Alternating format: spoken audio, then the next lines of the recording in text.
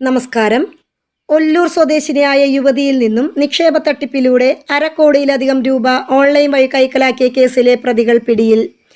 മലപ്പുറം എടരിക്കോട് ചിതലപ്പാറ സ്വദേശി എടക്കണ്ടൻ വീട്ടിൽ അബ്ദുറഹ്മാൻ, എടക്കോട് പുതുപ്പറമ്പ് സ്വദേശി കാട്ടിക്കുളങ്ങര വീട്ടിൽ സാദിഖ് അലി, കുറ്റിപ്പുറം സ്വദേശി തടത്തിൽ വീട്ടിൽ ജിത്തു കൃഷ്ണൻ, കാട്ടിപ്പറത്തി കഞ്ഞിപ്പുര സ്വദേശി ചെറുവത്തൂർ വീട്ടിൽ റോഷൻ റഷീദ് എന്നിവരാണ് പിടിയിലായത്.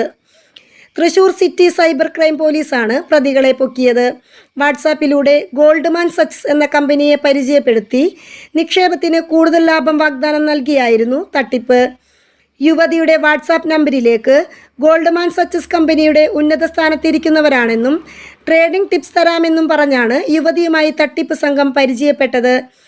പിന്നീട് ട്രേഡിംഗിൻ്റെ ഭാഗമായി ഒരു വാട്സാപ്പ് ഗ്രൂപ്പിൽ അംഗമാക്കുകയും ചെയ്തു. യുവതിയിൽ നിന്ന് കൂടുതൽ പണമുണ്ടാക്കാമെന്ന വിശ്വാസം നേടിയെടുക്കുന്നതുമായ പ്രവർത്തനങ്ങളായിരുന്നു